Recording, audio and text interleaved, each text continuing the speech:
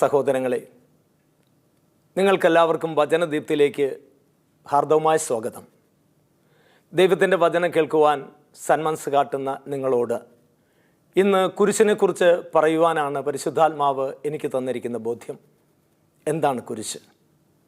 1 കൊരിന്ത്യർ 1 അധ്യായം അതിൻ്റെ 18 തിരുവചനം പറയുന്നു, നാശത്തിലൂടെ ചരിക്കുന്നവർക്ക് കുരിശിലെ വചനം ഭോഷത്വമാണ്, രക്ഷയിലൂടെ ചരിക്കുന്ന നമുക്കോ അത് കർത്താവിൻ്റെ ശക്തി അത്രേ. ഒരു കാലത്ത് ശാപത്തിൻ്റെയും നിഷേധത്തിൻ്റെയും ചിഹ്നമായിട്ട് കണ്ടിരുന്ന കുരിശിനെ മിശിഹാ തമ്പുരാൻ്റെ ക്രൂശീകരണത്തിന് ശേഷം ആ കുരിശ് രക്ഷയുടെ വാഗ്ദാനമായി മാറുമ്പോൾ, ഏതാനും നിമിഷം കുരിശിലൂടെ നമ്മൾ കടന്നു പോകുമ്പോൾ, ആ കുരിശിൻ്റെ ചുവട്ടിൽ നിന്ന പരിശുദ്ധി അമ്മയോടൊത്ത് നമ്മൾ സഞ്ചരിക്കുമ്പോൾ, എൻ്റെ പ്രിയപ്പെട്ട ദൈവമക്കളെ, ക്രിസ്തുവിൻ്റെ ക്രൂശ് മരണത്തിന് ശേഷം ആരും കുരിശിനെ വണങ്ങരുത് എന്ന ഒരു കാഴ്ചപ്പാട് യഹൂദ പ്രമാണികൾക്കുണ്ടാവുകയാണ്. അതുവരെ നിഷിദ്ധമെന്ന് കണ്ടിരുന്ന ആ കുരിശ് പിന്നീട് മറ്റുള്ളവർ വണങ്ങുമെന്ന് കണ്ട ആ ഒരു ബോധ്യത്താൽ അവരെന്ത് ചെയ്തു? ഗോൽഗോഥ മലയുടെ താഴ്വരയിലുള്ള വലിയ ഗർത്തത്തിലേക്ക് ഈ കുരിശുകൾ വലിച്ചെറിയാം. ഒരു കുരിശല്ല, ഈശോയുടെ ഇടത്തും വലത്തും കിടന്ന ആ 2 കുരിശുൾപ്പെടെ 3 കുരിശും കൊക്കയിലേക്ക് എറിയുക മാത്രമല്ല, അടിമകളെ കൊണ്ടുവന്ന് മണ്ണിട്ട് ആ ഗർത്തങ്ങളെല്ലാം മൂടുകയാണ്. ഏതാണ്ട് ഗോൽഗോഥ മലയോടെ ആ ഉയരങ്ങളോളം തന്നെ നിരപ്പാക്കപ്പെട്ട സ്ഥലമായിട്ട് അവിടെ മാറുന്നു. കൂടാതെ അവിടെയുള്ള ഗർത്തങ്ങളെല്ലാം ഇതുവഴി തന്നെ മൂടപ്പെടുകയാണ്.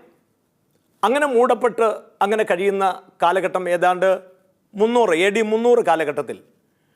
പിന്നീട് ക്രിസ്തുവിൻ്റെ കുരിശുമരണത്തിന് ശേഷം നടന്ന മതപീഡനങ്ങൾ, ക്രിസ്ത്യാനികളെ മൃഗീയമായിട്ട് പീഡിപ്പിച്ചുകൊണ്ടിരിക്കുന്ന, ക്രൂരമായി ഈ പീഡനങ്ങൾ അഴിച്ചുവിട്ടുകൊണ്ടിരിക്കുന്ന കാലഘട്ടത്തിൽ, ആ കാലഘട്ടത്തിൽ കോൺസ്റ്റന്റൈൻ ചക്രവർത്തിമാരുടെ കൂട്ടത്തിൽ ഏറ്റവും പേരുകേട്ട പ്രഗത്ഭനായ ചക്രവർത്തിയായിരുന്നു മാക്സിയൻ സിയൂസ്. ഈ മാക്സിയൻ സിയൂസ് ഭരണത്തിലിരിക്കുമ്പോൾ ക്രിസ്ത്യാനികളോട് അത്ര വലിയ പീഡനങ്ങളൊന്നും അദ്ദേഹം എടുത്തിരുന്നില്ല. എന്നിരുന്നാൽ തന്നെയും ആ കാലഘട്ടത്തിൽ അവരുടെ നാട്ടിലേക്ക് യുദ്ധത്തിന് വന്ന ആ സമയത്ത്, ഈ പറയപ്പെടുന്ന രാജാവ് വലിയ സന്നാഹങ്ങളുണ്ട്, വലിയ ആൾബലമുള്ളൊരു മനുഷ്യനാണ്. പക്ഷേ ഇദ്ദേഹത്തിൻ്റെ മനസ്സിലേക്ക് എന്തെന്നില്ലാത്ത ഒരു ഭയം കടന്നു വരികയാണ്. ഈ ഭയം കടന്നു വന്ന ആ സമയത്ത് യുദ്ധത്തിന് പോകണോ പോകണ്ടയോ, അതോ ശത്രുവിന് കീഴടങ്ങണമോ എന്ന കാഴ്ചപ്പാടോടുകൂടി നിൽക്കുന്ന സമയത്ത് ആ രാത്രിയിൽ അദ്ദേഹത്തിന് ഒരു സ്വപ്നം കൊടുക്കുകയാണ് പരിശുദ്ധാത്മാവ്. പരിശുദ്ധാത്മാവ് കൊടുത്ത സ്വപ്നം എന്തായിരുന്നു? അദ്ദേഹം പറയുകയാണ്, നിങ്ങൾ ഉപയോഗിക്കുന്ന കൊടികളിലും നിങ്ങളുടെ ആയുധങ്ങളിലും കുരിശടയാളം രേഖപ്പെടുത്തുവാൻ. ഇങ്ങനൊരു സ്വപ്നം അദ്ദേഹത്തിന് കിട്ടി. അടുത്ത പ്രഭാതത്തിൽ പടയാളികളെ മുഴുവൻ വിളിച്ച് അദ്ദേഹം നിർദ്ദേശം കൊടുക്കുകയാണ്, നമ്മൾ ഉപയോഗിക്കുന്ന കൊടികളിലും നമ്മൾ ഉപയോഗിക്കുന്ന ആയുധങ്ങളിലും കുരിശടയാളം ആലേഖനം ചെയ്യാൻ പറയുന്നു. ഓർക്കണം, കുരിശിനെ നിന്ദിച്ചിരുന്ന ഒരു കാലഘട്ടത്തിൽ ഈ ഒരു യുദ്ധത്തിന് പുറപ്പെടുന്ന സമയത്ത് രാജാവ് എന്തുകൊണ്ടാണ് ഇങ്ങനെ പറഞ്ഞതെന്ന് ആർക്കും അറിയില്ല. പക്ഷേ പടയാളികളൊക്കെ അനുസരിച്ചു എന്ന് മാത്രമല്ല, അവരുടെ കൊടിയിലും മറ്റായുധങ്ങളിലും കുരിശടയാളം രേഖപ്പെടുത്തിക്കൊണ്ട് അവർ യുദ്ധത്തിനിറങ്ങി. അത്ഭുതമെന്ന് പറയട്ടെ, അവർ അത്ഭുതകരമായിട്ട് ആ യുദ്ധം വിജയിച്ചു എന്നുള്ളതാണ്. ആ യുദ്ധം വിജയിച്ചതോടുകൂടി മാർസിൻ സ്യൂൻ രാജാവിൻ്റെ ക്രിസ്ത്യാനികളോടുള്ള പീഡനം പൂർണ്ണമായിട്ടും അദ്ദേഹം അവസാനിപ്പിച്ചു. മാത്രമല്ല, ക്രിസ്ത്യാനികളോട് വളരെ സൗഹാർദ്ദപരമായിട്ട് പെരുമാറാൻ തുടങ്ങുന്ന ആ കാലഘട്ടത്തിലാണ് റോമിലെ ബിഷപ്പായിരുന്ന മക്കാരിയൂസ് അദ്ദേഹത്തെ കാണാൻ വരികയാണ്. മക്കാരിയൂസ് വന്നത് ഈ കോൺസ്റ്റന്റൈൻ ചക്രവർത്തിയുടെ അമ്മയായ ഹെലാന രാജ്ഞിയെ വന്ന് കാണുകയാണ്. ഹെലാന രാജ്ഞിക്ക് ക്രിസ്ത്യാനികളോട് വലിയ സഹതാപവും ക്രിസ്ത്യാനികളോടുള്ള വലിയ കരുതലുമുള്ളത് അറിയാവുന്ന മക്കാരിയൂസ് ബിഷപ്പ് അദ്ദേഹം വന്നിട്ട് ഹെലാന രാജ്ഞിയോട് ഒരു സഹായം അഭ്യർത്ഥിക്കുകയാണ്. മകനോട് പറഞ്ഞിട്ട് ഞങ്ങളുടെ കർത്താവിനെ തറച്ച കുരിശ് ഒന്ന് വീണ്ടെടുത്ത് തരുവാൻ മാർഗമൊരുക്കണമെന്ന്. ഹെലാന രാജ്ഞി അത് സ്വീകരിച്ചു. മകന് നിർദ്ദേശം കൊടുക്കുന്നു.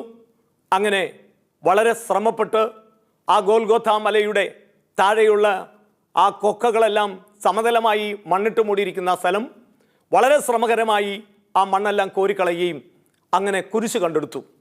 കുരിശ് കണ്ടെടുത്തപ്പോഴാണ് ഒരു പ്രശ്നം. 3 കുരിശുണ്ട്. ഇതിലേതാണ് മിശിഹായെ തറച്ച കുരിശെന്ന് അവർക്കറിയില്ല. അപ്പോൾ മക്കാരിയൂസ് ബിഷപ്പിന് തന്നെ ഇതിലേതാണ് ക്രിസ്തുവിനെ തറച്ച കുരിശെന്ന് കണ്ടെത്തുവാനുള്ള ചുമതല കൊടുക്കുകയാണ്. അതിന് പല പരീക്ഷണങ്ങളും അവിടെ നടന്നു. ആ പരീക്ഷണങ്ങൾ നടന്നുകൊണ്ടിരിക്കുന്ന ഇടയ്ക്ക് ഒരു കുഷ്ഠരോഗി വന്ന് ഈ 2 കുരിശിലും തൊട്ടു. 3ാമത് കണ്ട കുരിശിൽ തൊട്ട മാത്രയിൽ തന്നെ അദ്ദേഹത്തിലേക്ക് കരണ്ടിൻ്റെ ഇലക്ട്രിക് പാസേജ് നടക്കുന്ന പോലെ ഒരു ഷോക്ക് അടിക്കുകയും പെട്ടെന്ന് തന്നെ തൽക്ഷണം ഈ ആൾക്കാർ കണ്ടുകൊണ്ട് നിൽക്കെ തന്നെ അദ്ദേഹത്തിൻ്റെ ശരീരത്തിലുള്ള കുഷ്ഠമെല്ലാം പൂർണ്ണമായിട്ടും മാറി സുന്ദരനായ ഒരു ചെറുപ്പക്കാരനായിട്ട് ആ മനുഷ്യൻ മാറുകയാണ്. ഇതവിടെയുള്ള ജനത്തിന് ഇതൊരു വലിയൊരു അത്ഭുതത്തിന് കാരണമായി തീർന്നു. മിശിഹായെ തറച്ച കുരിശ് അത്ഭുതകരമായി മാറിക്കഴിഞ്ഞപ്പോൾ ക്രിസ്ത്യാനികളെ മഹത്വപ്പെടുത്തുവാനും ക്രിസ്തുവിനെ ആരാധിക്കുവാനും ജനം സന്നദ്ധരാവുകയാണ്. ഈ സമയത്ത് പ്രിയപ്പെട്ടവരെ, ഇവിടെ ദൈവത്തിൻ്റെ ശക്തമായ ഇടപെടൽ AD 328 ഇങ്ങനെ ഒരു അത്ഭുതം നടന്നതോടുകൂടി ആ കുരിശ് മഹത്വപ്പെടുകയാണ്. പ്രിയപ്പെട്ട കുരിശിനെ കുറിച്ചൊന്ന് ചിന്തിക്കുമ്പോൾ, ഒന്ന് ഇങ്ങനെയും 2 നെടുവയുമുള്ള 2 മരക്കഷണമാണ്. ഈ മരക്കഷണം ഇങ്ങനെ മാത്രം വരച്ചാൽ അത് കണക്ക് ക്ലാസ്സിൽ കുട്ടികളോട് ഒരു സംഖ്യ എഴുതിയിട്ട് അതിൻ്റെ സൈഡിൽ ഇങ്ങനെ ഒരു വര വരച്ചാൽ കുറയ്ക്കുക എന്നുള്ള മൈനസ് എന്നാണ്. ആ സംഖ്യയിൽ നിന്ന് അതിൻ്റെ താഴെ എഴുതുന്ന സംഖ്യ കുറയ്ക്കണമെന്നാണ്. എന്നാൽ ആ മൈനസ് എന്ന് പറയുന്ന ചിഹ്നത്തെ ഒരു അധിക ചിഹ്നമായിട്ട് വലിയൊരു ചിഹ്നം വരച്ചു കഴിഞ്ഞാൽ അത് പ്ലസ് ചിഹ്നമായിട്ട് മാറി. തിരിച്ചറിയണം, നിന്റെ കുറവുകളെ നിറവുകളാക്കുന്ന കുരിശ്, നിന്റെ ഇല്ലായ്മകളെ വല്ലായ്മകളെ മഹത്വപ്പെടുത്തുന്ന കുരിശ്, നിന്റെ വേദനകൾക്ക് ആശ്വാസം നൽകുന്ന കുരിശ്. ആ കുരിശിലെ മഹത്വം നമ്മൾ തിരിച്ചറിയുമ്പോൾ, ആ കുരിശിലെ രക്ഷ നമ്മൾ തിരിച്ചറിയുമ്പോൾ, ഈ കുരിശിനെ കുറിച്ച് നമ്മൾ ചിന്തിക്കുമ്പോഴാണ് സോളമൻ രാജാവിൻ്റെ ഭരണകാലത്തെക്കുറിച്ച് നമ്മൾ ചിന്തിക്കണം. സോളമൻ രാജാവിൻ്റെ ഭരണകാലത്ത് അവിടെ നടന്ന ഒരു വലിയ സംഭവം. എല്ലാ ദിവസവും തൻ്റെ പ്രിയപ്പെട്ട പത്നി, പല ഭാര്യമാരുണ്ട്, അതിൽ ഏറ്റവും പ്രിയപ്പെട്ട ഭാര്യയോടൊത്ത് സായാഹ്നത്തിൽ നടക്കാനിറങ്ങുക സോളമൻ രാജാവിൻ്റെ ഒരു കീഴ്വഴക്കമാണ്. ഭാര്യയുമായിട്ട് ഇങ്ങനെ നടന്നു പോകുമ്പോൾ 2 പേരും കൂടെ തോളോട് തേള് മുട്ടിയുരുമി ഇങ്ങനെ നടന്നു പോകുന്ന വേളയിൽ രാജാവ് സംസാരിക്കുന്നു, ഭാര്യ കേട്ടുകൊണ്ടിരിക്കുന്നു. അങ്ങനെ ഇവർ സംസാരിച്ചു കൊണ്ടിരുന്ന് നടന്ന് കുറേ അങ്ങ് പോയി കഴിഞ്ഞപ്പോൾ മൂളക്കം കേൾക്കുന്നില്ല, പ്രത്യുത്തരം കേൾക്കുന്നില്ല. അങ്ങനെ രാജാവ് തിരിഞ്ഞു നോക്കുമ്പോൾ കാണുകയാണ്, തോട്ടത്തിലെ അതിമനോഹരമായ ആ തോട്ടത്തിൽ ഉള്ള ഒരു മരത്തിൽ ഈ പെണ്ണ് രാജാവിൻ്റെ ഭഗ്നി പോയി കെട്ടിപ്പിടിച്ചുകൊണ്ട് വാവിട്ട് കരയുകയാണ്. സോളമൻ രാജാവ് ചോദിച്ചു, എന്താണ് നിങ്ങളിങ്ങനെ കരയാൻ കാരണം? എന്താണ് ഈ മരത്തിൻ്റെ പ്രത്യേകത? അവൾ പറഞ്ഞു, എനിക്കറിയില്ല, പക്ഷേ ഈ മരത്തിൽ ഒരു നിരപരാധിയുടെ രക്തം പുരണ്ടിരിക്കുന്നത് എനിക്ക് കാണുവാൻ സാധിക്കുന്നു. രാജാവ് പെട്ടെന്ന് പടയാളികളെ വിളിച്ചു, ഈ മരം ഈ തോട്ടത്തിൽ നിന്ന് വെട്ടിമാറ്റിക്കളയുക.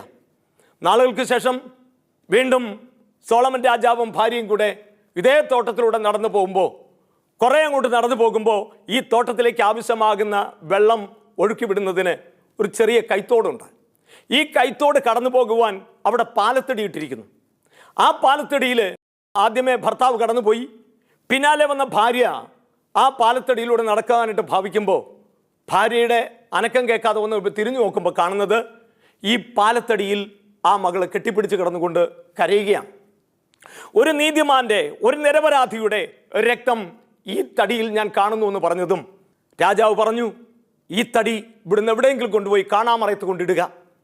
ഇവിടെയാണ് നമ്മൾ യോഹന്നാന്റെ സുവിശേഷം 5-ാം അധ്യായത്തിലൂടെ കടന്നു പോകുന്നത്. യോഹന്നാന്റെ സുവിശേഷം 5-ാം അധ്യായത്തിലൂടെ കടന്നു പോകുമ്പോൾ അവിടെ പറയുകയാണ്, ഇതിനുശേഷം യഹൂദരുടെ ഒരു തിരുനാളിന് യേശു ജെറുസലേമിലേക്ക് പോയി. ജെറുസലേമിൽ അജകവാടത്തിൽ ഹെബ്രായ ഭാഷയിൽ ബെത്സൈദ എന്ന് വിളിക്കുന്ന ഒരു കുളമുണ്ടായിരുന്നു. അതിന് 5 മണ്ഡപങ്ങളുണ്ടായിരുന്നു. അവിടെ കുരുടരും മുടന്തരും തളർവാദക്കാരുമായ അനേകം രോഗികൾ കിടന്നിരുന്നു. 38 വർഷമായി രോഗിയായിരുന്ന ഒരുവൻ അവിടെ ഉണ്ടായിരുന്നു. അവൻ അവിടെ കിടക്കുന്നത് യേശു കണ്ടു. എന്നെ കേൾക്കുന്ന, നിന്നെ കാണുന്നൊരു ദൈവം.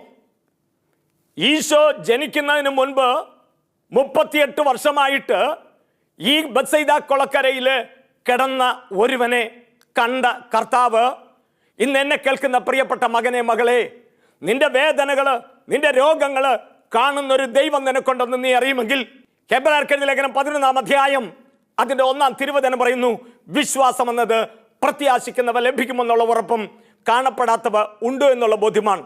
റോമാ 10:17 പറയുന്നു, വിശ്വാസം കേൾവിയിൽ നിന്നും, കേൾവി ക്രിസ്തുവിനെ കുറിച്ചുള്ള പ്രസംഗത്തിൽ നിന്നുമാണ്. ആ ക്രിസ്തു നിന്നെ കാണുന്നു. പ്രിയപ്പെട്ട മകനെ, നീ രോഗിയാകാം, നീ തളർന്നവനാകാം, നീ വേദനിക്കുന്നവനാകാം, എല്ലാവരാലും വെറുക്കപ്പെട്ടവനാകാം. എന്നാലും പ്രിയപ്പെട്ടവരെ, നീ എനിക്ക് അമൂല്യനാണ്, നീ എനിക്ക് പ്രിയങ്കരനാണ്, നീ എനിക്ക് ബഹുമാന്യനാണ് എന്ന് പറഞ്ഞ് നിന്നെ കാണുന്ന ഒരു ദൈവം നിനക്കുണ്ട് എന്ന് നീ തിരിച്ചറിയുമെങ്കിൽ, എൻ്റെ പ്രിയപ്പെട്ട ദൈവമക്കളെ, ഈ ബത്സയിദ കൊളക്കരയിൽ കിടക്കുന്ന ചെറുപ്പക്കാരനോട് ഈശോ ചോദിക്കുകയാണ്, സുഖം പ്രാപിക്കുവാൻ നിനക്ക് ആഗ്രഹമുണ്ടോ? അവിടെ തിരുവചനം പറഞ്ഞു, കുരുടരുണ്ട്, മുടന്തരുണ്ട്, തളർവാദ രോഗികളുണ്ട്, അങ്ങനെ പല രോഗികളും അവിടെ കിടക്കുകയാണ്. ഈ കിടക്കുന്ന ഇടത്ത് ഈശോ വന്ന് ചോദിച്ചപ്പോൾ ഈ തളർവാദ രോഗി പറയുകയാണ്, വെള്ളമിളകുമ്പോൾ, കാര്യം എന്താണ്? ആ തിരുവചനം നമ്മൾ വായിച്ചു വരുമ്പോൾ കാണാം, വർഷത്തിലൊരിക്കൽ മാലാഖമാര് വന്ന് ഈ വെള്ളം ഇളകുമ്പോൾ ആരവിടെ ചാടി വീഴുന്നു, അവർക്ക് സൗഖ്യമുണ്ട്. ഇവൻ പറയുകയാണ്, വെള്ളമിളകുന്ന നേരത്ത് എന്നെ എടുത്തിടാൻ ആരുമില്ല.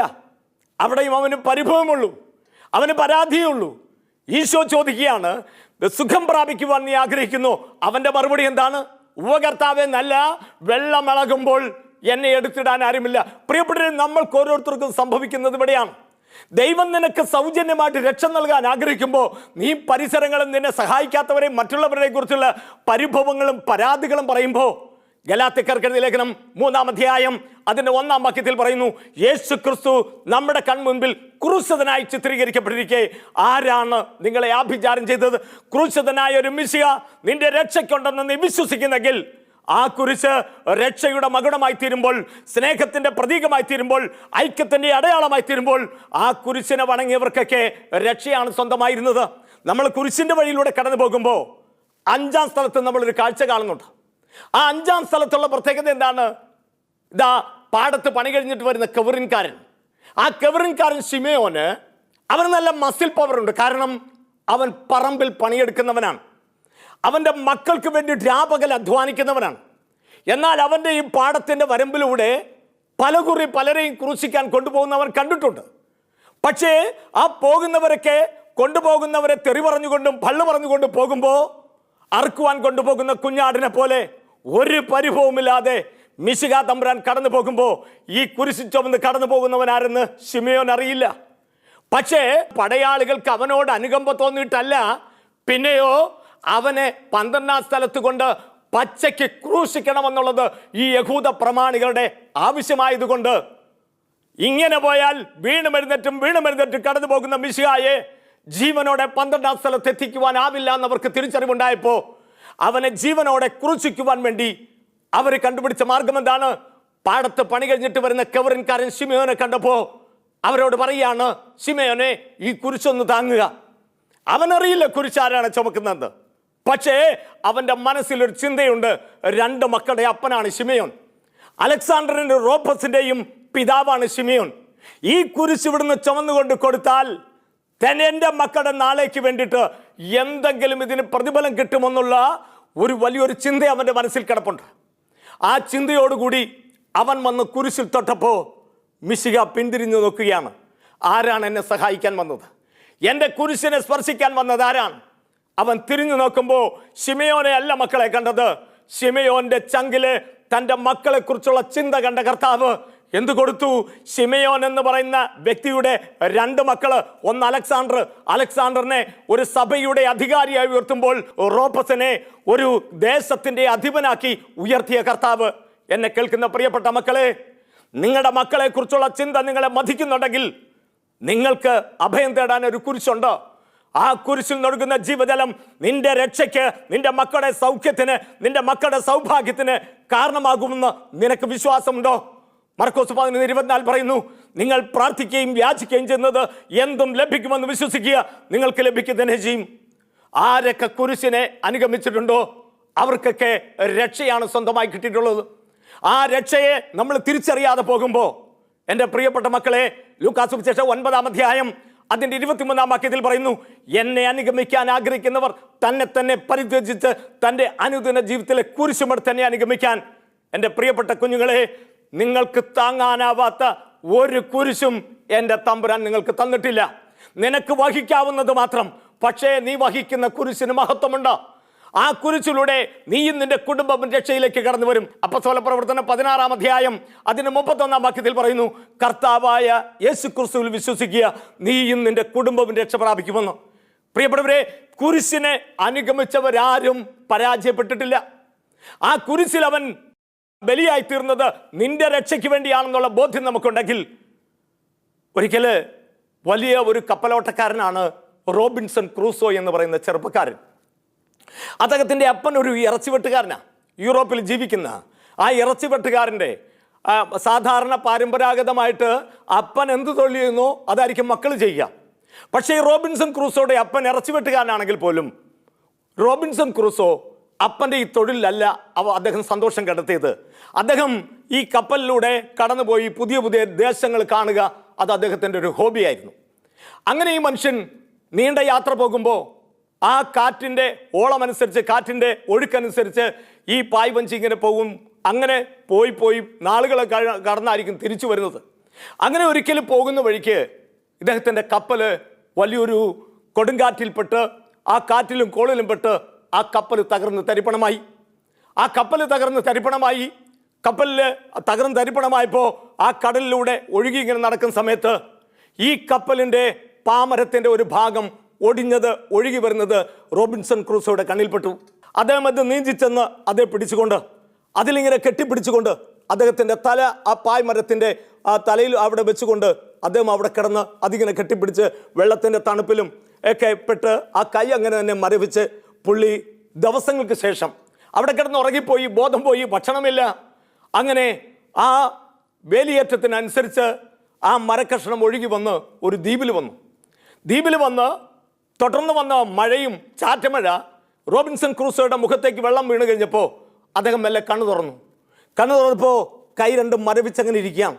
അദ്ദേഹത്തിന് പെട്ടെന്നൊരു പ്രത്യാശ. ഇപ്പോഴാണ് പുള്ളിക്ക് മനസ്സിലാകുന്നത്, ദിവസങ്ങൾ നീണ്ടു ഭക്ഷണം കഴിച്ചിട്ടില്ല, ദിവസങ്ങൾ നീണ്ടുള്ള ആ ഒഴുക്കിൽപ്പെട്ട് അവിടെ വന്ന് അങ്ങനെ നിൽക്കുന്ന സമയത്ത് അദ്ദേഹം നേരെ അവിടെ നിന്ന് എഴുന്നേറ്റു. നേരെ ആ കൊടുങ്കാട്ടിൽ അവിടെ മുഴുവൻ ഒച്ച വെച്ചു.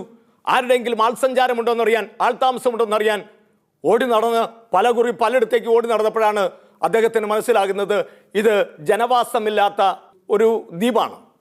ആ ജനവാസമില്ലാത്ത ദ്വീപിൽ, മിണ്ടി പറയാൻ ആളില്ലാത്ത ദ്വീപിൽ താൻ ഒറ്റപ്പെട്ടു എന്ന് തിരിച്ചറിഞ്ഞു. മാത്രമല്ല ഈ ദ്വീപിൻ്റെ സമീപത്ത് വെള്ളത്തിന് വലിയ താഴ്ചയില്ലാത്തത് കൊണ്ട് കപ്പലുകളൊന്നും ആ സമീപത്തൂടെ വരത്തില്ല. ഇദ്ദേഹത്തിന് വിശപ്പടക്കാൻ നിർവാഹമില്ല വന്നപ്പോൾ ആ കാട്ടിൽ കണ്ട പഴങ്ങൾ പലതും അദ്ദേഹം പറിച്ചു തിന്നുകയാണ്. ആ കാട്ടിൽ കണ്ട പഴങ്ങൾ പലതും പറിച്ചു നിന്ന് വിശപ്പടക്കുമ്പോൾ ഇതിനിടയ്ക്ക് അദ്ദേഹം എന്ത് ചെയ്തു? ഈ മഴയത്തും വെയിലത്തുമൊക്കെ അതിൽ നിന്നൊക്കെ അഭയം തേടാൻ വേണ്ടി ഈ കാട്ടിൽ നിന്ന് തന്നെ മരക്കഷണങ്ങളും അതിൻ്റെ ഇലകളും കൊണ്ടുവന്ന് ഒരു കുടിൽ അദ്ദേഹം ഉണ്ടാക്കി. ആ കുടിൽ അഭയം തേടുമ്പോൾ അദ്ദേഹം തികഞ്ഞ ഒരു ക്രിസ്തീയ വിശ്വാസിയാണ്. അദ്ദേഹം എന്ത് ചെയ്തു? 2 മരക്കഷണങ്ങൾ ഉണ്ടാക്കി വള്ളി കൊണ്ട് കൂട്ടിക്കെട്ടി ഒരു കുരിശുണ്ടാക്കിയിട്ട് ആ വള്ളിക്കുടലിന് പറ്റേ തന്നെ ആ കുരിശുണ്ടാക്കി വെച്ചിട്ട് അതിൻ്റെ ചുവട്ടിൽ വന്നിരുന്ന് അദ്ദേഹം നിരന്തരം പ്രാർത്ഥിക്കും. മറ്റു മാർഗമൊന്നുമില്ല, മിണ്ടി പറയാൻ ആളില്ല, സമയം പോകാൻ മറ്റു മാർഗമൊന്നുമില്ല. ആ കുരിശിൽ നോക്കിയിരുന്നു കൊണ്ട് ഈശോയുടെ പീഡാസഹന ധ്യാനിച്ചുകൊണ്ട് ആ മനുഷ്യൻ ദിവസങ്ങൾ അങ്ങനെ തള്ളി നിൽക്കുകയാണ്. ആ ദിവസങ്ങൾ അങ്ങനെ തള്ളി നീക്കി ഒരു സുപ്രഭാതത്തിൽ അദ്ദേഹം നോക്കുമ്പോൾ കാണാം, അദ്ദേഹം കാട്ടിൽ പോയിട്ട് തിരിച്ചു വരുമ്പോൾ കാണുന്നത് ഇദ്ദേഹം കെട്ടിയൊരുക്കിയ ആ കുടിൽ മുഴുവൻ കത്തിച്ചാമ്പലായിട്ട് കിടക്കുന്നു. അദ്ദേഹത്തിന് ദൈവത്തോട് ഭയങ്കര വൈരാഗ്യം തോന്നുകയാണ്, ഈശോയോട് വലിയ പിണക്കം തോന്നുകയാണ്. ആ മനുഷ്യൻ ഓടി വന്നിട്ട് ഈ കുരിശുണ്ടാക്കി വെച്ചിരിക്കുന്ന അവിടെ വന്നിട്ട് ആ മണ്ണിൽ കൈകൊണ്ട് മുഷ്ടി കൊണ്ട് ഇടിച്ച് അദ്ദേഹം തൻ്റെ പ്രതിഷേധം രേഖപ്പെടുത്തുകയാണ്. ആ മണ്ണിൽ ശക്തമായിട്ട് ഇടിച്ചുകൊണ്ട് അതെങ്ങനെ പൊട്ടിക്കരയുക, എന്നെ എന്തിനിങ്ങനെ ദ്രോഹിക്കുന്നു, എന്നെ എന്തിനിങ്ങനെ ദ്രോഹിച്ചു, എനിക്കൊന്ന് കയറി കിടക്കാൻ വെയിലേക്കാതെ മഴയേക്കാതെ കിടക്കുവാൻ ഞാനൊരു കുടിലുണ്ടാക്കിയിട്ട് അതും കത്തിച്ച് കളഞ്ഞില്ലേ, ഇത്ര കരുണയില്ലാത്തവനാണോ, ഇത്ര സ്നേഹമില്ലാത്തവനാണോ നിന്നെയാണോ ഞാൻ വിളിച്ചത്? അവനും വാവിട്ട് കരയാൻ തുടങ്ങി. വാവിട്ട് കരഞ്ഞ് ആ കുരിശിന് ചുവട്ടിൽ കിടന്ന് അവന് വേദന കൊണ്ട് അവൻ വല്ലാതെ കരഞ്ഞു. ആ കുരിശിലെ തടിക്കഷത്തിൽ പിടിച്ചുകൊണ്ട് അവൻ അവിടെ കിടന്ന് ഉറങ്ങിപ്പോയി. എൻ്റെ പ്രിയപ്പെട്ട ദൈവമക്കളെ, അങ്ങനെ ഉറങ്ങിക്കിടക്കുന്ന സമയത്ത് പുറകിലെന്തോ ഒരു ശബ്ദം പോലെ അവൻ തോന്നുകയാണ്. പുറകിലെന്തോ ശബ്ദം പോലെ തോന്നിയപ്പോൾ അവൻ ചാടി എഴുന്നേറ്റു. ചാടി എഴുതി തിരിഞ്ഞു നോക്കുമ്പോൾ അങ്ങ് അകലെ നിന്ന് ഒരു വഞ്ചി തുഴഞ്ഞ് ഒരാൾ ഒറ്റയ്ക്ക് വരുന്ന പോലെ അവൻ തോന്നുക. അവൻ എന്താണ് സംഭവം എന്നറിയില്ല. പെട്ടെന്ന് എന്ത് ചെയ്തു? താൻ ഇട്ടിരിക്കുന്ന ആകെ ഒരു ട്രൗസർ മാത്രമാണ് ഉള്ളത്. ബാക്കിയുള്ള വസ്ത്രമെല്ലാം അദ്ദേഹത്തിന് നഷ്ടപ്പെട്ടിരുന്നു. ആ വസ്ത്രം ഊരിക്കൊണ്ട് അദ്ദേഹം ഇങ്ങനെ വീശി കാണിച്ചപ്പോൾ ആ വഞ്ചിയിൽ ഇരുന്നുകൊണ്ട് വഞ്ചി തുഴഞ്ഞു വരുന്ന ആള് എഴുന്നേറ്റ് നിന്ന് ഈ മനുഷ്യനെ കൈവീശി കാണിച്ചു. അദ്ദേഹം വഞ്ചി തുഴഞ്ഞ് ഈ തീരത്തോടടുക്കുമ്പോൾ ഈ റോബിൻസൺ ക്രൂസോ ആ വെള്ളത്തിലേക്ക് ചാടി ആ വള്ളത്തിൻ്റെ അടുത്തേക്ക് ചെന്ന് കഴിഞ്ഞപ്പോൾ ഈ മനുഷ്യനെ നാളുകൾക്ക് ശേഷം ഒരു ജീവനുള്ള മനുഷ്യനെ കാണുകയാണ്. ജീവനുള്ള മനുഷ്യനെ കണ്ടു കഴിഞ്ഞപ്പോൾ ഇദ്ദേഹത്തിന് ആകാംക്ഷയാണോ സങ്കടമാണോ എന്നറിയില്ല. ഉടനെ ചോദിച്ചു, എങ്ങനെ അറിഞ്ഞു ഞാൻ ഇവിടെ ഉണ്ടെന്ന്? അദ്ദേഹം പറയുകയാണ്, കഴിഞ്ഞ ദിവസം സായാഹ്നത്തിൽ ഞങ്ങൾ ഇതുവഴി കടന്നു പോകുമ്പോൾ ഈ കാട്ടിൽ നിന്ന് ഇങ്ങനെ പുകച്ചുരുളുകൾ ഉയർന്നത് ഞാൻ കണ്ടു. അപ്പോഴെനിക്ക് മനസ്സിലായി, ഇവിടെ സഹായം അഭ്യർത്ഥിച്ചുകൊണ്ട് ആരോ ഇവിടെ ഉണ്ട്, ഇതൊരു അടയാളമാണ് എന്ന ഒരു തിരിച്ചറിവ് ആ വഞ്ചി ഓട്ടക്കാരന് മനസ്സിലായി കഴിഞ്ഞപ്പോൾ അദ്ദേഹത്തിൻ്റെ കപ്പലിൽ നിന്ന് തിരിച്ചു വരുന്ന വഴിക്ക് അദ്ദേഹം കാറ്റ് അനുകൂലമായപ്പോൾ റോബിൻസൺ ക്രൂസോയുള്ള ആ ദ്വീപിലേക്ക് അടുത്ത് വരികയാണ്. ആ വലിയ കപ്പലിൽ നിന്ന് അദ്ദേഹം ചെറുവഞ്ചി എടുത്ത് ആ വഞ്ചി തുഴഞ്ഞു വന്നത് ഓർക്കണം പ്രിയപ്പെട്ടവരെ. 119 സങ്കീർത്തനം അതിൻ്റെ 71 വാക്യത്തിൽ പറയുന്നു, ദുരിതങ്ങൾ എനിക്ക് ഉപകാരമായി, അതുകൊണ്ട് അവിടുത്തെ ചട്ടങ്ങൾ എനിക്ക് അഭ്യസിക്കുവാൻ സാധിച്ചു. ആ കുരിശിനെ മുറുകെ പിടിച്ചുകൊണ്ട് കരഞ്ഞ റോബിൻസൺ ക്രൂസോയുടെ ജീവിതത്തിലേക്ക്, ആ മനുഷ്യന് ജീവിതത്തിലേക്ക് തിരിച്ചു വരുവാൻ കാരണമായത് അദ്ദേഹത്തിൻ്റെ ആ വള്ളിക്കൂടില് കത്തിച്ചതാകുമ്പോൾ ഓർക്കണം, ഈ വള്ളിക്കൂടില് അദ്ദേഹത്തിന് കടലിൽ നിന്ന് കരയ്ക്ക് ചാടി വന്ന മത്സ്യങ്ങളെ പച്ചയ്ക്ക് തിന്നുകൊണ്ടിരിക്കുന്ന കാലത്ത് ഇടയ്ക്കൊന്ന് ചുട്ടുതിരണമെന്ന് തോന്നിയപ്പോൾ കരിങ്കല്ലുകൾ കൂട്ടിയടിച്ച് പഞ്ഞിയും വെച്ച് കരിങ്കല്ലുകൾ കൂട്ടിയടിച്ച് അങ്ങനെ തീ ഉണ്ടാക്കി ആ കുടിലിൻ്റെ ഒരു മൂലയ്ക്ക് അല്പം തീ ഒരു നെരിപ്പോട് പോലെ ഉണ്ടാക്കി വെച്ചിട്ട് മീൻ കിട്ടുമ്പോൾ മീനെയൊക്കെ കൊണ്ടുവന്ന് ചുട്ടു തിന്നുന്ന ആ വള്ളിക്കുടില് ആ കുടില് കത്തിയപ്പോൾ അത് അനുഗ്രഹമായി മാറുന്നു. പ്രിയപ്പെട്ട ദൈവമക്കളെ, നമ്മുടെയൊക്കെ ജീവിതത്തിൽ പെസഹായുടെ വ്യാഴാഴ്ച ഉണ്ടെങ്കിൽ അതിനൊരു ദുഃഖവെള്ളിയുടെ അവസ്ഥയുണ്ട്. അടുത്ത ദിവസം ദുഃഖവെള്ളിയാണ്. ആ ദുഃഖവെള്ളി കൊണ്ട് അവസാനിക്കുന്നില്ല നമ്മുടെ ജീവിതം. പിന്നെയോ ദുഃഖവെള്ളി അവസാനിക്കുന്നത് കാത്തിരിപ്പിൻ്റെ ശനിയാഴ്ചയിലേക്കാണ്. പ്രിയപ്പെട്ട ദൈവജനമേ, നിന്റെ ജീവിതത്തിൽ ദുഃഖങ്ങളും ദുരിതങ്ങളും മാത്രമാണെങ്കിൽ ആ ദുഃഖങ്ങളും ദുരിതങ്ങൾക്കും അറുതി വരുത്തുവാൻ ഒരു ഉയർപ്പിൻ്റെ തിരുനാളുണ്ടെന്നുള്ള തിരിച്ചറിവ് നമുക്കുണ്ടാകണം. ദുഃഖവെള്ളി മാത്രമല്ല, നിനക്ക് ദുഃഖങ്ങൾ മാത്രമല്ല, നിനക്ക് പൊട്ടിച്ചിരിക്കുവാൻ അവസരം തരുന്ന കർത്താവ് നിന്റെ ദുഃഖങ്ങളെല്ലാം സന്തോഷമായി മാറുന്നത് എത്ര സുന്ദരമായ നിമിഷമാണെന്ന് നീ ഓർക്കുക. നിന്നെ വിളിച്ചിരിക്കുന്നവൻ വിശ്വസ്തനാണെന്ന് 1 തെസ്സലോനിക്ക 5-ാം അധ്യായം അതിൻ്റെ 24-ാം വാക്യത്തിൽ പറയുന്നു. നിങ്ങളെ വിളിച്ചവൻ വിശ്വസ്തനാണ്, അവനനുസരിച്ച് പ്രവർത്തിക്കുന്നവനുമാണ്. മത്തായി സുവിശേഷം 5-ാം അധ്യായം അതിൻ്റെ 11-ാം വാക്യത്തിൽ, എന്നെ പ്രതി മറ്റുള്ളവർ നിങ്ങളെ കുറ്റപ്പെടുത്തുകയോ പീഡിപ്പിക്കുകയോ എല്ലാവിധ തിന്മകളും നിങ്ങൾക്കെതിരെ വ്യാജമായി പറയുകയും ചെയ്യുമ്പോൾ നിങ്ങൾ ആഹ്ലാദിച്ച് ആനന്ദിക്കുവിൻ, സ്വർഗത്തിൽ നിങ്ങൾക്കുള്ള പ്രതിഫലം വളരെ വളരെ വലുതാണെന്നുള്ള കാര്യം നിങ്ങൾ അറിയണം. എൻ്റെ പ്രിയപ്പെട്ട ദൈവമക്കളെ, നമുക്ക് വേണ്ടി ഈ കുരിശിനെ ആരൊക്കെ അനുഗമിച്ചിട്ടുണ്ടോ അവരൊക്കെ രക്ഷയിലേക്ക് നയിക്കപ്പെടുന്ന കാര്യമാണ് നമ്മൾ കണ്ടത്. ക്രിസ്തുവിന് വേണ്ടി തന്നെയും ഭൗതികമായ സകല നേട്ടങ്ങളും സകല അംഗീകാരങ്ങളെ ഉപേക്ഷിക്കുന്നവർക്കുള്ളതാണ് കുരിശ്. ദൈവരാജ്യത്തിന് വേണ്ടി ഉന്നതമായ പലതും വേണ്ടെന്ന് വെക്കുന്ന ഒതുങ്ങി ജീവിക്കുന്നവർക്കുള്ളതാണ് കുരിശ്. ഈ കുരിശ് അനുഗ്രഹത്തിൻ്റെ കവാടമാണ്, സ്വർഗീയ അഭിഷേകത്തിൻ്റെ വിളനിലമാണ് കുരിശ്. ആ കുരിശിൽ നോക്കിയവര് ഓർക്കണം പ്രിയപ്പെട്ടവരെ, സർപ്പദംശനം മറ്റേ ഇസ്രായേൽ ജനം തേനും പാലും ഒഴുകുന്ന കാനാൻ ദേശത്തേക്കുള്ള യാത്രയിൽ അവർ പിറുപിറുപ്പുകാരാണ്, അനുസരണക്കേടുകാരാണ്. അങ്ങനെ വന്നപ്പോൾ അവരുടെ പിറുപിറുപ്പിനെ ഇതാ ആഗ്നേയ സർപ്പങ്ങളെ അയക്കുന്നു. ആ സർപ്പദംശനമേറ്റവര് എല്ലാം പിടഞ്ഞു മരിച്ചപ്പോൾ മോശ വന്ന ദൈവസന്നിധിയിൽ സാഷ്ടാംഗം വീണുകൊണ്ട് ദൈവത്തോട് വിലപിക്കുകയാണ്. വിലപിച്ചപ്പോൾ ദൈവം പറയുകയാണ്, ഞാൻ അയച്ചതാണ്. എന്നാൽ സർപ്പദംശനം ഏൽക്കുന്നവർക്ക് രക്ഷ പ്രാപിക്കണമെങ്കിൽ മോശയോട് പറയാണ്, നീ ഒരു പിത്തള സർപ്പത്തെ ഉണ്ടാക്കി ഒരു വടിയിൽ കുത്തി ഉയർത്തിപ്പിടിക്കുക, ആ പിത്തള സർപ്പത്തെ നോക്കുന്നവരൊക്കെ രക്ഷ പ്രാപിക്കുമെന്ന്. എൻ്റെ പ്രിയപ്പെട്ടവരെ, പിത്തള സർപ്പത്തെ നോക്കുന്നവരൊക്കെ രക്ഷ പ്രാപിച്ചുവെങ്കിൽ യോഹന്നാന്റെ സുവിശേഷം 3-ാം അധ്യായം 14-15 വാക്യത്തിൽ പറയുന്നു, മോശ മരുഭൂമിയിൽ സർപ്പത്തെ ഉയർത്തിയതുപോലെ തന്നിൽ വിശ്വസിക്കുന്നവന് നിത്യജീവൻ പ്രാപിക്കേണ്ടതിന് അവരും കുരിശിലേക്ക് നോക്കേണ്ടിയിരിക്കുന്നു. അങ്ങനെ കുരിശിനെ നോക്കിയവരൊക്കെ രക്ഷ പ്രാപിച്ച ഈ കാലഘട്ടത്തിൽ എനിക്കും നിങ്ങൾക്കും രക്ഷയുടെ കവാടത്തിലേക്ക് നമുക്ക് ആയിരിക്കാം. ഈ കുരിശ് നിങ്ങൾക്ക് രക്ഷയുടെ അടയാളമായി തീരട്ടെ. ദൈവം നമുക്കൊരുക്കി തന്ന ഈ അനുഗ്രഹ നിമിഷത്തിൽ കുരിശിനെ കുറിച്ച് ചിന്തിക്കുമ്പോൾ ആ കുരിശ് മുറിവുണക്കുന്നതാണ്, രക്ഷ നൽകുന്നതാണെന്നുള്ള ബോധ്യത്തിൽ മിഖാപ്രവാചകൻ 7-ാം അധ്യായം അതിൻ്റെ 19-ാം വാക്യത്തിൽ പറയുന്നു, നിന്റെ അകൃത്യങ്ങളൊക്കെയും ആഴിയുടെ അഗാധങ്ങളിലേക്ക് തൂത്തെറിഞ്ഞുകൊണ്ട് നിന്നെ കരം പിടിച്ചുയർത്തുന്ന ദൈവം നിനക്ക് കൂട്ടിനുണ്ടെന്നുള്ള ബോധ്യത്തോടുകൂടി നമുക്ക് ദൈവസന്നിധിയിലായിരിക്കാം. പ്രിയപ്പെട്ട മക്കളെ, ഇന്നിൻ്റെ സഹനങ്ങളെ നാളെയുടെ രക്ഷയ്ക്കായി തീരട്ടെ എന്ന് ആശംസിച്ചുകൊണ്ട് കർത്താവ് നിങ്ങളെ അനുഗ്രഹിക്കട്ടെ എന്ന് പ്രാർത്ഥിച്ചുകൊണ്ട് നമുക്കൊരു നിമിഷം കൈകൂപ്പാം. സർവശക്തനും കാരുണ്യവാനുമായ പൊന്നു തമ്പുരാനെ, ശാപത്തിൻ്റെ വിളനിലമായ കുരിശ് രക്ഷയുടെ അടയാളമാക്കി ഞങ്ങൾക്ക് തന്നവനെ, 1 യോഹന്നാൻ 3:4 പറയുന്നു, നാം ദൈവത്തെ സ്നേഹിച്ചു വന്നതിലല്ല, ദൈവം നമ്മെ സ്നേഹിക്കുകയും തൻ്റെ ഏകജാതനെ നൽകാൻ തക്കവണ്ണം ദൈവം നമ്മെ സ്നേഹിച്ചു, അത്രമാത്രം സ്നേഹിച്ചു. ആ സ്നേഹം കുരിശിൽ തൻ്റെ പ്രാണൻ വെടിഞ്ഞുകൊണ്ട് ഞങ്ങൾക്ക് നൽകിയ പൊന്നു തമ്പുരാനെ, എന്നെ കേൾക്കുന്ന പ്രിയപ്പെട്ട മക്കൾക്ക് നിന്റെ അനുഗ്രഹ സമ്പത്ത് വർഷിക്കണമെന്ന് പ്രാർത്ഥിച്ചുകൊണ്ട് ഇവരുടെ മുറിവുകളെല്ലാം വെച്ച് കെട്ടിക്കൊണ്ട് ഇവരുടെ വേദനകൾക്ക് ആശ്വാസം നൽകുവാൻ തിരുവുള്ളമാകണമെന്ന് പ്രാർത്ഥിച്ചുകൊണ്ട് പരിശുദ്ധ അമ്മേ, ദൈവമാതാവേ, അന്നാ കുരിശിൻ ചുവട്ടിൽ നിന്നുകൊണ്ട് പ്രാർത്ഥിച്ചതുപോലെ എന്നെ കേൾക്കുന്ന ഈ മക്കൾക്ക് വേണ്ടി അവിടുത്തെ പ്രാർത്ഥന കൂടെ ഉണ്ടാകണമേ. അവിടുത്തെ വിമല ഹൃദയത്തിൻ്റെ സംരക്ഷണം ഈ മക്കൾക്കൊക്കെ നൽകണമെന്ന് പ്രാർത്ഥിച്ചുകൊണ്ട് പരിശുദ്ധ അമ്മേ, ദൈവമാതാവേ, ഈ മക്കളുടെ വേദനകൾക്ക് ആശ്വാസമാകുവാൻ നീ കൂടെ ഉണ്ടാകണമെന്ന് പ്രാർത്ഥിച്ചുകൊണ്ട് പിതാവിൻ്റെയും പുത്രൻ്റെയും പരിശുദ്ധാത്മാവിൻ്റെയും നാമത്തിൽ ആമേൻ.